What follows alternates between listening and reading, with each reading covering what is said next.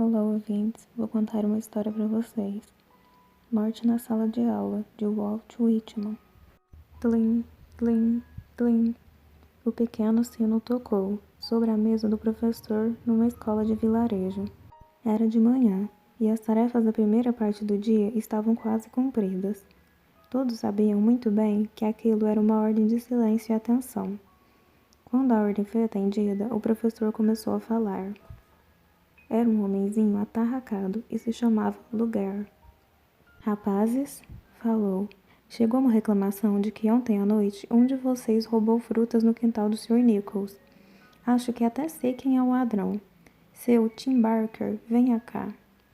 O menino aproximou-se. Era um garoto de boa aparência e franzino, dos seus 13 anos. O rosto tinha uma expressão sorridente e bem-humorada, que nem mesmo a acusação que lhe faziam, nem o tom duro e o olhar ameaçador do mestre conseguiram dissipar por completo. A fisionomia do garoto, no entanto, era de uma brancura fantasmagórica demais para ser saudável. Apesar da aparência carnuda e satisfeita, tinha uma expressão singular, como se alguma doença profunda, daquelas terríveis, estivesse instalando lá dentro.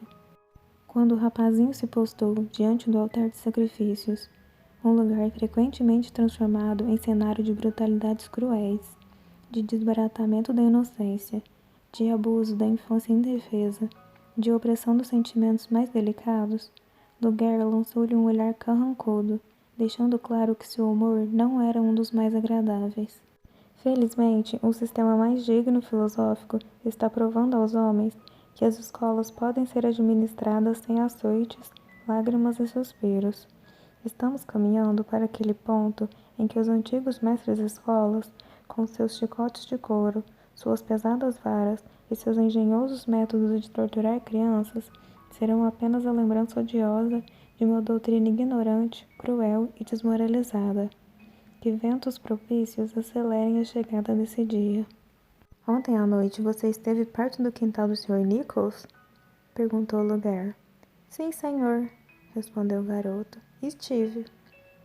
Muito bem, senhor. Fico contente que tenha confessado assim tão rápido. Então achou que podia fazer um pequeno furto, divertir-se com algo de que deveria se envergonhar e que não seria punido por isso, não é? Eu não roubei nada, respondeu o garoto prontamente. O rubor inundou-lhe o rosto. Difícil saber se por medo ou por indignação. Ontem à noite não fiz nada de que me envergonhasse. Que descaramento! Gritou o professor colérico, segurando uma longa e pesada vara. Não me venha com essa conversinha manhosa, senão vou espancá-lo até implorar como um cão. O rosto do jovem empalideceu um pouco. O lábio tremeu, mas ele não falou nada. Diga-me, senhor, prosseguiu o Lugar, enquanto os sinais exteriores da fúria desapareciam de suas feições. O que fazia nas proximidades do quintal? Talvez estivesse só receptando o fruto do roubo e tivesse um cúmplice para executar a parte mais perigosa do trabalho, né? Passei lá porque fica no caminho de casa. Voltei mais tarde para encontrar um conhecido. Mas não entrei no quintal, nem tirei nada. Nunca roubaria, nem mesmo se estivesse morrendo de fome. Devia ter se aferrado a esse princípio ontem à noite. O senhor foi visto, Tim Barker, passando por baixo da cerca do quintal do Sr. Nichols, pouco depois das 9 da noite, com um saco nos ombros. O saco aparentemente estava repleto de frutas, e hoje os canteiros de melão amanheceram totalmente vazios. Então, senhor, o que havia dentro daquele saco? Era como se o fogo incendiasse o rosto do acusado. Ele não disse uma palavra. A escola inteira tinha os olhos cravados nele. O suor escorria como gotas de chuva pela testa branca. Fale, rapaz! Gritou o Lugar, brandindo a vara ruidosamente na mesa. O garoto olhou como se fosse desmaiar, mas o professor impiedoso, certo de ter revelado um criminoso e exultante com o castigo severo que agora teria justificativa para infligir, continuou a escalar níveis cada vez mais elevados de fúria. Enquanto isso, a criança mal sabia onde se enfiar. A língua grudava no céu da boca, ou estava muito assustado ou realmente não estava se sentindo bem. Estou mandando que fale! Lugar brandou novamente, com voz de trovão. A mão empunhando a vara, elevava-se acima da cabeça num gesto muito significativo. Não consigo, senhor, disse o pobre camarada, debilmente, com a voz rouca e gutural. Falo numa outra hora. Por favor, deixe-me voltar para o meu lugar. Eu não estou bem. Claro, muito plausível. O senhor Lugar inflou o nariz e as bochechas com satisfação. Acha que vai me fazer acreditar nas suas mentiras? Desmascarei o senhor, muito claramente, e fico satisfeito de saber que o senhor é um bandidinho tão rematado quanto tantos outros por aí. Adiarei por 1 hora a solução deste caso com o senhor. Então vou chamá-lo de novo. Se não contar a verdade inteira, vou fazê-lo lembrar dos melões do Sr. Nichols pelo próximo mês. Pode se sentar. Feliz com a indelicada permissão, e sem emitir nenhum som, a criança arrastou-se trêmula até seu lugar. Sentia-se esquisito, atordoado, mas como se estivesse num sonho, do que na realidade, colocou os braços sob a carteira e debruçou o rosto entre eles. Os alunos voltaram aos estudos, já que durante o reinado de Lugar, na escola tinham se acostumado tanto às cenas de violência e aos castigos cruéis, que tais coisas não eram mais do que uma pequena interrupção no curso do dia. Enquanto corre o período de 1 hora, vamos esclarecer o mistério do saco e da aproximação de Barker do quintal, na noite anterior. A mãe do garoto era viúva, e os dois viviam com os recursos mais escassos. O pai morrera quando ele tinha 6 anos, e o pequeno Tim era uma criança macilenta e mofina, que ninguém acreditava que vivera muitos meses.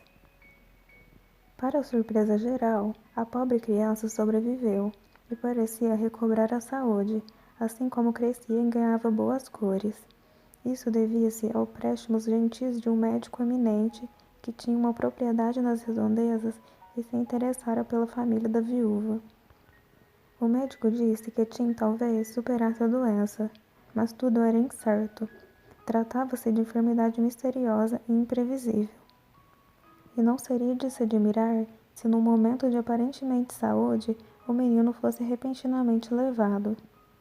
No início, a pobre viúva viveu em constante preocupação, mas passaram-se muitos anos e nenhum dos males iminentes caíram sobre a cabeça do garoto. A mãe parecia confiante de que ele viveria, para ser o apoio e o orgulho de sua velhice. Os dois lutavam juntos, felizes, resistindo à pobreza e ao desconforto, sem ficarem se lamentando, poupando um ao outro. Com seu temperamento agradável, Tim conquistara muitos amigos no vilarejo, entre eles um jovem fazendeiro de nome Jones, que junto com o irmão mais velho trabalhava em regime de parceria numa fazenda da região.